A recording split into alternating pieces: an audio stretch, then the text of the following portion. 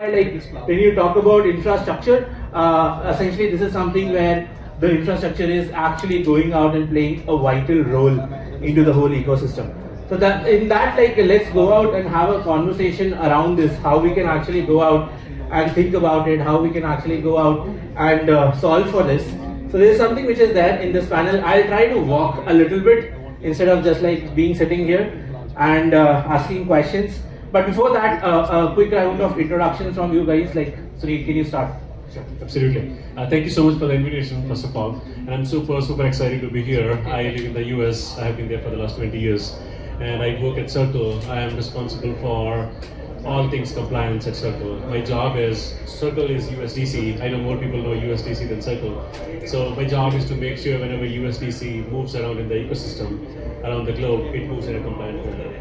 So it's a big job, making sure we are following all the laws wherever USDC is available today in 190 countries, and making sure we are doing all aspects of KYC, KYB, money laundering, terrorist financing, and catching most of those patterns, notifying the governments in most cases, and things like that. Hey everyone, I'm Alankar, co-founder and CTO of Mudrex. We are a crypto investment platform. We are the world's largest index investing platform as well. We also have launched a B2B service for helping businesses on-ramp and off-ramp INR to crypto easily and crypto to INR back seamlessly as well. Yeah, hi everyone. My name is Ghan Vashishtha. I'm the co-founder and CTO at Zeeve.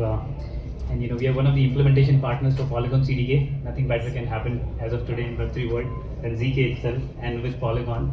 And we are a rollup as a service provider, so we do everything infrastructure and which runs under the hood on ZK rollups, OP rollups.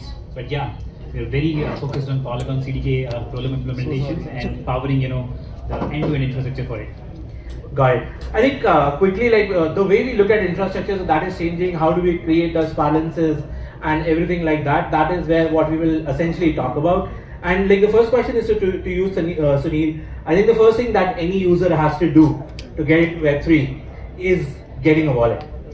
And that is one thing, like, if not done correctly, like I download something which shows me bunch of random things to do, seed phrase, passphrase and everything like that. Even before a user actually gets into Web3 is like kicked out of the Web3. And I think one of the products that Circle has from that perspective is wallet as a service, right? So like when you look at it from the product side and everything like that, how do you see this thing coming out? Like some of the things that you feel is helping customers to come in, and how Circle is embedding that into wallet as a service. Sure, absolutely. So I know you talked about users. So Circle is a B2B company. We don't deal with users directly. We have distributors, we have liquidity providers who deal with end users directly. So we're trying to solve this very problem from a business point of view. So as an example, so Circle, we issue USDC. So this is the genesis of why we created Web3 or our wallet as a service product. So back in the days, not far back, like last year, we were like the experiences around the globe are really shitty. So what can we do? We want our USDC to be in all the wallets. Our company level North Star at the Circle level is to have dollar wallets everywhere around the globe. We have to have the biggest network of dollar wallets. So we are like, we have already issued the dollar coin. Now, how do we create the wallet? So we are like, we cannot depend on somebody else to create these experiences. So we acquired a company called Saibao out of Taiwan. We're like, we're not going to monetize it, but we're going to show the world how these experiences should be. And we'll take the business approach to create these experiences. So as an example, some of the issues that we had found were like you were saying just now, around the keys. Forgetting the keys, losing your assets, having to remember the keys, and any single time you do a transaction, you have to click multiple buttons before you approve it. You have to figure out the native token before you can take an action, and things like that. So I think those were some of the fundamental things that we wanted to solve. I'll give you a simple example. So we announced at Token 2049 that Grab is our first marquee customer. They have 187 million users. And when at Token 29 Singapore is when this was launched, and many people created the wallet for the first time. It took less than 20 seconds, and many people did not know that they had created a Web3 wallet. So the point of view that we have taken is, instead of instead of having a wallet from outside with a wallet connecting to your app, wallet should be inside. So wallet is part of the Web2 experience and it should be fully transparent to the user. So as an example, for Grab in particular, we spent, our team I think was 25 something engineers was working on the implementation. We spent 1 month redesigning the architecture so we could go from 3 clicks to 2 clicks. So we are absolutely serious about this. So some of these things, like now that we have USDC, we want to create this experience and we are seeing more and more of these, and I'll talk about more in a bit. So things like, I'm working on something called Alt Mempool. I'm sure some of you know what Alt Mempool is. Alt Mempool is a way to pay gas fees in USDC by default. So we're working with a bunch of chains where the user doesn't have to worry about paying the gas fees. Gas fees gets paid in default. And the chain can convert USDC to the native token. So the user doesn't have to worry about it at all. Then there are concepts like Paymaster or gas station that we've created, wherein someone else can pay the gas fees on your behalf. So you don't have to worry about it. We have built things like single sign-on, biometrics, having a passcode, and then being able to recover your key if you have lost it again with the passcode. So like what we have done is we have created a very, very simple Web2 experience. So the user doesn't even know. And I know your initial panelists were talking about that whether it's decentralization, whether it's Web3, whether it's Web2, at the end of the day, these are all technologies that are means to an end. And end user, if you have to go to the masses, does not and should not have to care about these. Like what chain is your wallet on? How do you create the wallet? Where are you going to get the token from? And things like that. Like I was on a panel on Monday, and I actually did not know this. I thought it was a pretty large number of steps. Like MetaMask today takes 14 steps before the user gets the wallet, right? It's just not going to work. We're going to lose the user on probably second step, not 14th step, second step. Yeah. So we have to fix it. If we have to make it a thing for the masses, we have to fix some basic things. And I think that's exactly what I think when the wallet was launched for Grab, it was on Polygon and people did not have any idea what chain, what is happening there and everything like that. And ever since that happened, now for wallets. Got it. And I think so first you need a wallet. The second thing is you need money to do anything on the platform, right? And that's where I think Alankar, the next question is to you. So once we have the wallet, one of the things users want to do is on-ramp, right? And if you look at the Indian demography, it has been a horrible experience, right? From that perspective. And I know you guys are working, I'm not saying nobody's working from a product side. It's more of all the other things which are happening in the ecosystem from that perspective. But from that perspective, how do you think what are the different ways today you feel people can actually on-ramp, and how a company like you is helping them? Sure. Whoever is interested in building or using any of the decentralized technology, even if you are interested, you want to invest in it, and the way to invest in it is by money, which matters at this point, at least. I'm not talking about 50 years later, but fiat is the money which matters, and you want some way or the other to get into those tokens, invest in them. Myself, we have been building Mudrex as a crypto investment platform for 4 or 5 years now, and we know the challenges, especially in India, what kind of challenges you can get with banking partnership, regulatory frameworks, and so on and so forth on every rail, not just one rail. It's not just UPI, not just so all the rails. So Sabre as a platform that we have launched on 4 or 5 months back is trying to simplify that. We are helping businesses onboard their customers into all kind of tokens in a seamless way in all the rails. We are focused right now in India helping them that we get the fastest on-ramp experience to them, and we also support converting back to the users. So this, how I feel is sort of we are the bridge of Web2 and the Web3 payment ecosystems, and we help people actually experience the things that all of people here are trying to build and are really excited to build the protocols on. But I think it's a very basic block that we can help in, and we're trying to solve it as much as I think from a seamless perspective, also one of the things which people are aware of is Flipkart platform, the Jump.Rate Firedrops platform. Yeah, we are powering the payment experience on the Firedrops platform on Flipkart right now. Hope people are liking it. We know there are some feedback. We are working on it, but I hope it's going fine. I think I have the wallet, I have the money. Now I need to go on a blockchain to do something, right? And that is where I think Ghan, I wanted to ask you from perspective of, because Zeeve has been working on products to build Web3 products and everything from a long time. Is over the time how easy it has become to deploy solutions on Web3. look at when Ethereum came into the picture to today, like how quick has it been from your perspective, from a developer's perspective on it? Yeah, no, so I've been into this space for several years. I've seen so many different changes happening and all. But suddenly, something changed for a different reason. People earlier they were focused upon that, I want to build something that changes everything, but they didn't have the tools. They didn't have, the right assets, or you would say the right, equipments to do so. They were only trying to figure it out. And like Sandeep said today, that, it's about being born now. People were doing POCs and ideation and experiments earlier, but now, this is the beginning of it. Now you can create a chain like Polygon CDK by not coding, but by configuring. I call it easy.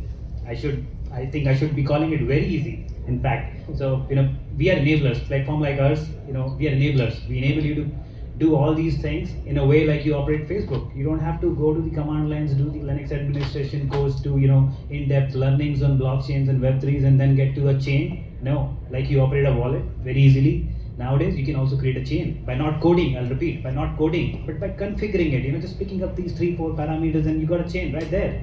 And once you got a chain, you control the outcomes. That's very important. In the old software world, if you remember, we used to say, oh, I want to build a college project, then I want to take it to a startup level, and it requires a lot of coding. 3-4 friends come together, they build because they had tools and they knew the programming language. Now you want to build a chain today, you should not be clueless. If you're clueless, then you should look around. If you're clueless, you should get the clues out of the existing platforms, and we are that platform. We make it happen for you. You can create a chain and build whatever you want on top of it by configuring it, not coding it. So I think I think one of the things, like I think Sunil said, 14 steps to go and launch your wallet or from a wallet provider, to 6 clicks to on launching a particular chain of your own, right? 5 or 6. So that is like the real evolution, I could say, like a 14 steps just to go on the wallet versus 6 steps now essentially going and launching your own chain. God, I think that is that essentially tells you like the kind of advancements which are happening. And I think the next question to you, Sunil, is like when you look at enterprises, because like you've been working with a lot of those enterprises today, how do we actually go out and look into that enterprise sphere? And like let's say, what according to you these as a 3 things that I would want my wallet provider, or if I want to choose like Circle as wallet as a service, it should have? It's a very interesting question, because a lot of enterprises right now, which is good for the space, a lot of Web2 companies right now are actively exploring wallet service providers, right? So I think if you are a Web2 company, first of all, I think the way I see the parallels, in Web2 you have an account, in Web3 you have a wallet.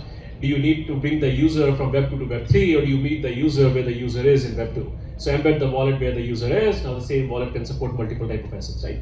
So I think the first very basic one for me is, how easy is it to integrate or onboard a wallet service, right? So for Circle, what we did, so like we have like one line of code, and you can build a wallet service on any of the chains. You can go back and forth. Second thing is about you are creating a wallet. You definitely have aspirations to grow. Some of us will probably grow. We'll have millions of users, millions of wallets.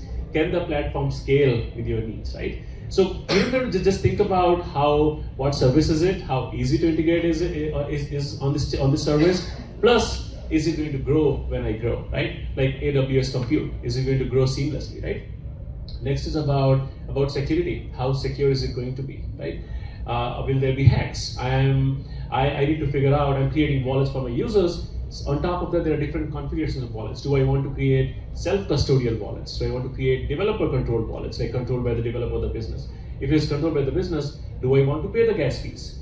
Or do I want the user to pay the gas fees, right? So there are those configurations as well.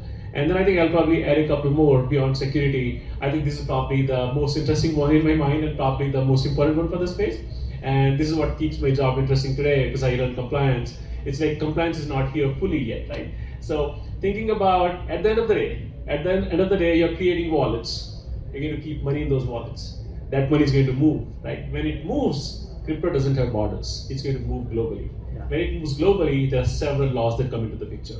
You're sitting here in India, creating a global DApp. The money is going to go into US. The US regulators are going to go after you. They're saying, you are offering a service to my user, and I have no fucking idea who you are and what is it you're offering, right? So they will come after you, right? So now that if you are a regulated entity, you have licenses, you are accepting money, you're converting that money into tokens or coins or whatever you want to call it, that money will eventually move.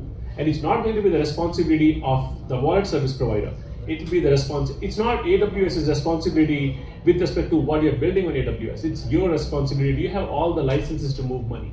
You have are doing all the right amount of work with respect to money laundering. There are like several of these things: money laundering, terrorist financing, drug trafficking, child trafficking, proliferation financing, and a bunch of these things. So you need to think about, you need to start from end to today, like I want to be a compliant business. I want to grow big. I want to build a trusted product for my users. And this is how Circle is winning in the market right now, because we top down. We are a very much compliance first kind of a company. We have made compliance as a competitive advantage. It's not a checkbox on the side. It is a product design decision when you are designing the product, right? So with that note, I'm launching compliance as a service in the next 4 months. 2 services in particular, one for transaction monitoring, which is all aspects of money laundering, terrorist financing, and one for something called travel rule that many of us don't know about. Travel rule is about when money moves cross borders, and money will move. When money moves cross borders, you need to tell the receiver on who the sender is, where do you get the money from, where does he live, what his education is, and things like that. So not so much education, but definitely more about who the user is, who the sender is, where the money coming from. So I think bunch of these things: money, wallet, compliance. Can you trust the wallet service provider to provide you more services? Or will you have to build a integrated service on your own? So let's say you're talking about Flipkart, you're talking about Jio. Will they have to go figure out which vendors can provide what service, right? What service on chain for monitoring? What service for travel rule? What service for KYC, KYB, KYT, and things like that, right? So you have to think about the full picture. It's not, don't think in a silo. Think about where do you want to get to. When you get there, what will the world look like? And then start walking back from there. Absolutely. I think those are some of the very important aspects that you touched on. I think moving on to Alankar, one of the things that, so I do talk to a lot of like corporates, enterprises in India, and one of the things that they want to go out is they want to develop into public blockchains, they want to use the solutions, they see the kind of value it adds on to. But one of the biggest challenges is they do not want to hold crypto in their balance sheets, right? And they're like, oh, if we have that, then essentially probably we are opening up. So it's not that there is some rule which is saying we can't hold it, but it's more like they are skeptical about it from a perspective, oh, if we do that, what will happen? So is there something like kind of a solution like that you think of where a company is not holding that, but essentially going out and enabling themselves to go out and pay for the fee, not touch particularly crypto, which is still a utility itself, but not do that and still go out and do something from that perspective? Sure. So generally, even in blockchain, would want to pay fees, and for that you want to buy a certain amount of it. So there can be two ways to think about it. One, are you doing user transactions with it, and second one is you're not doing. So I think the second one is actually pretty much easier, because we as a crypto on-ramp provider can give pool wallet as a solution where you can buy in bulk whatever fees that you are trying to POC with and show it as a service buying rather than enabling user transactions with it. So one way to think about it is that. And if you are trying to think it from user transactions point of view, because we also provide custodial wallets within our ecosystem, you can start building with on-ramping with the custodial wallets, do the interoperability of wallets within our ecosystem, and then when you feel like okay, you want to go into a non-custodial fashion, then you can take the next call based on it. So I will say that is the directions, that two way of thinking about how you can start building a blockchain solution in an enterprise. Got it. So that means that today it is possible to do that. It's not that you, if you want to dabble into it, it is a mandate for you to hold it. Right? No, and just because we are one of the FIU registered entities and we are compliant fully with RBI, that's why we are able to do this at this point. Absolutely. I think the next question, connecting to the previous thing only, a lot of people look at private chains to ensure that they are not getting into crypto, and they also see privacy as a concern. I think when we look at Polygon CDK coming into play, do you think that these concerns like are getting addressed, and does having a data availability layer within your premise helps them? I think we just talked about how easy it is. Now we are going to take it to another level. Some of us will understand, some of us will not understand. Data availability is a very interesting aspect of how a chain functions, and privacy is all built around it. We have always talked about privacy. Every time we talked about it, we always have talked about it with data, around the data, along the data, on the data, about the data.